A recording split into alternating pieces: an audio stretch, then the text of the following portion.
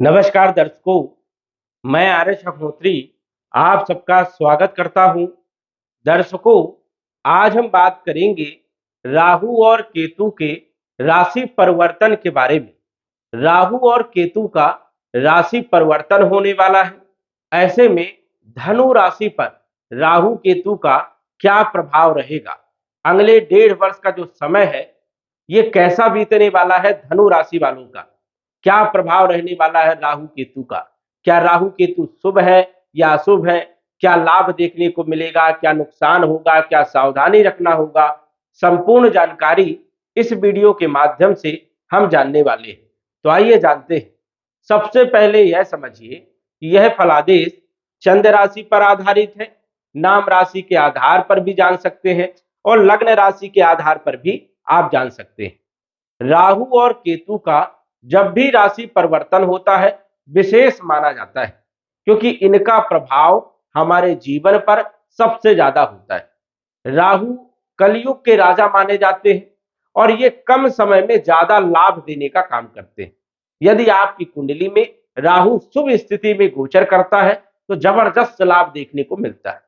यदि राहु आपकी कुंडली में अशुभ स्थिति में गोचर करता है तो बड़ा नुकसान भी देने का काम करता है। राहु 18 महीने के बाद लगभग 1.5 वर्ष के बाद राशि परिवर्तन करते हैं। 1.5 वर्ष तक एक ही राशि में विराजमान होते हैं और एक जैसे फल देने का काम करते हैं। ये सदैव वक्री होते हैं, कभी भी ये मार्गी नहीं होते। इनकी जो चाल होती है एक नियमित चाल होती है, न कभी कम होती है न ज्यादा होती है। एक समान चलते हैं, एक समान फल देने का काम करते हैं। राहु का राशि परिवर्तन और केतु का राशि परिवर्तन 30 अक्टूबर 2023 को होगा। राहु आपके चौथे भाव में 30 अक्टूबर 2023 से गोचर करेंगे और मई 2025 तक आपकी गोचर कुंडली में चौथे भाव में ही गोचर करेंगे। वही केतु की यदि बात करें तो केतु 30 अक्टूबर 2023 से लेकर मई 2025 तक आपके दसम भाव में कैरियर के भाव में गोचर करने वाले। इस कारण से कैरियर में बड़े बदलाव देखने को मिल सकते हैं। वही शनि की यदि बात करें तो शनि आपके तीसरे भाव में कुंभ राशि में 29 मार्च 2025 तक गोचर करेंगे और यहां पर शनि जबरदस्त लाभ देने का काम करते हैं। राहु अभी तक आपके पंचम भाव में गोचर कर रहे थे और पंचम भाव में 30 अक्टूबर 2023 तक गोचर भी करेंगे और 30 अक्टूबर के बाद वक्री चाल से ये आपके चौथे भाव में गोचर करेंगे 2025 तक। तो यदि हम बात करें सबसे पहले शनि की, तो शनि 2025 तक आपको लाभ ही देने वाला है, क्योंकि शनि की 7.5 आपकी समाप्त हो गई है। अब शनि तीसरे भाव में गोचर कर रहे हैं और तीसरे भाव में शनि का गोचर बहुत अच्छा माना जाता है, लाभ देने का काम करते हैं। साथ ही साथ जब वो स्वयं की राशि कुंभ राशि में मूल त्रिकोण की राशि में गोचर कर रहे हैं तो स्वाभाविक है कि ये लाभ देने का काम करेंगे। अभी तक ये अस्त थे, इस कारण से अच्छे परिणाम देखने को नहीं मिल रहे थे, लेकिन अब जो है धीरे धीरे ये बलवान होते हुए नजर आ रहे हैं। इस कारण से शनि अब आपको लाभ देने का काम करेंगे। वही यदि हम बात करें केतु की, तो केतु आपके दसम भाव में कैरियर के भाव में गोचर करने वाले हैं और यहां पर केतु का गोचर अच्छा माना जाता है। कैरियर में बड़े बदलाव हो सकते हैं, नौकरी में प्रमोशन दिलाने का काम कर सकते हैं, व्यापार में वृद्धि करने का काम कर सकते हैं, नौकरी व्यापार व्यवसाय की स्थिति को मजबूत बनाने का काम कर सकते हैं। लेकिन यदि केतु आपकी कुंडली में अशुभ स्थिति में है तो नुकसान भी पहुंचा सकते हैं, कई लोगों की नौकरी भी जा सकती है। इसलिए यहाँ पर विशेष रूप से ध्यान देने की जरूरत रहेगी। राहु की यदि हम बात करें तो राहु आपके चौथे भाव में वैसे तो अच्छे नहीं माने जाते, हालांकि ये केंद्र भाव में गोचर कर रहे हैं, लेकिन गोचर कुंडली के अनुसार से राहु आपके चौथे भाव में अच्छे नहीं माने जाते हैं। जब ये अच्छा करते हैं तो अच्छे के साथ साथ बुरा भी करते हैं, दोनों ही काम यहाँ पर करने का काम करते हैं। जैसे आपको बहुत बड़ा लाभ दे दिया, बड़ा धन दे दिया, लेकिन उस धन के पीछे कई सारी परेशानियां भी लगा देने का काम करते हैं। अब ये चौथा भाव जो होता है ये होता है भूमि का, भवन का, प्रॉपर्टी का, मकान का, वाहन का। तो कहीं ना कहीं भूमि भवन, प्रॉपर्टी, मकान का योग बनाएंगे और आप खरीदेंगे भी।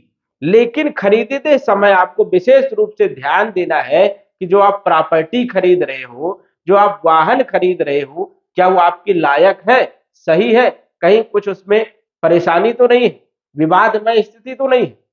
क्योंकि राहु हमेशा ऐसा करने का काम करता है। इसलिए प्रॉपर्टी आप खरीदिए, क्योंकि योग तो बनाएंगे, लेकिन उस प्रॉपर्टी को खरीदते समय विचार कीजिए, सलाह लीजिए, जांच पड़ताल कीजिए, उसके बाद खरीदिए, तब आपको लाभ मिलेगा।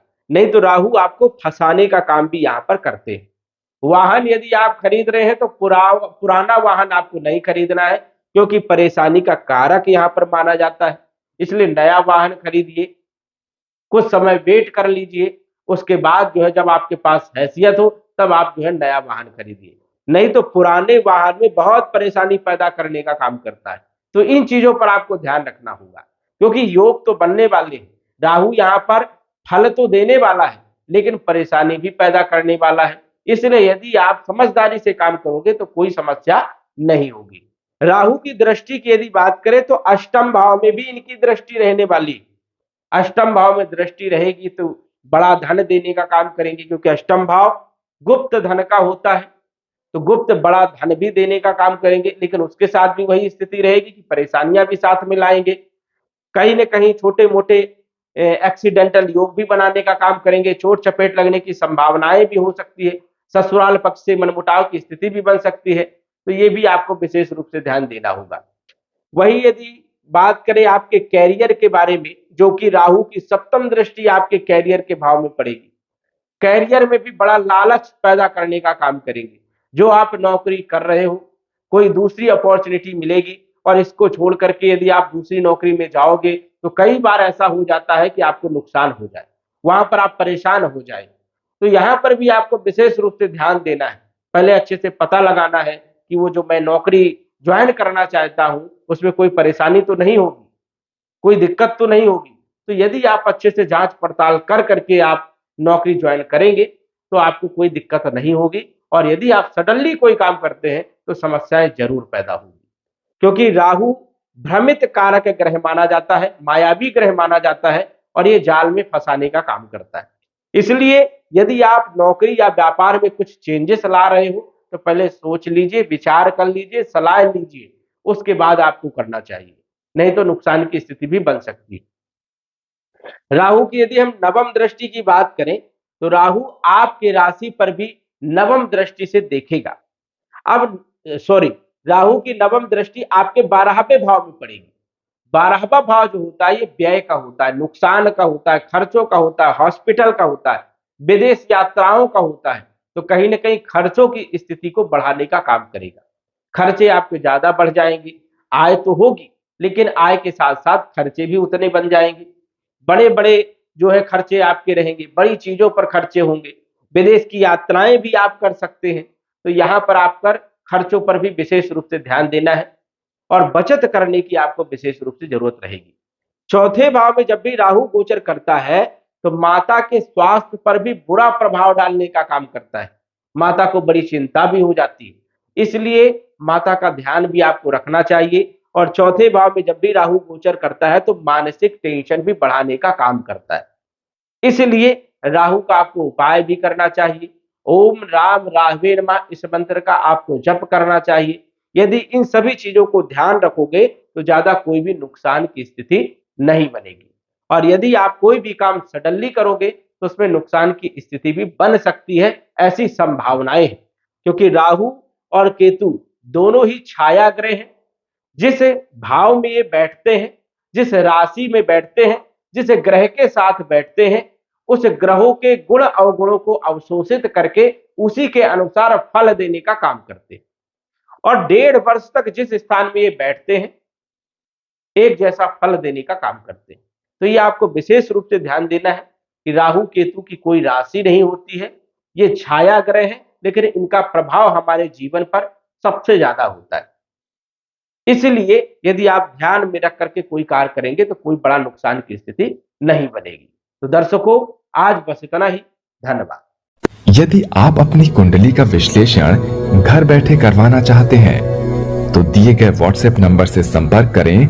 साधारण फीस जमा करके आप अपनी कुंडली का विश्लेषण फोन के माध्यम से घर बैठे ही करवा सकते हैं और जान सकते हैं अपने भूत, भविष्य और वर्तमान के बारे में। धन्यवाद। WhatsApp number 94798939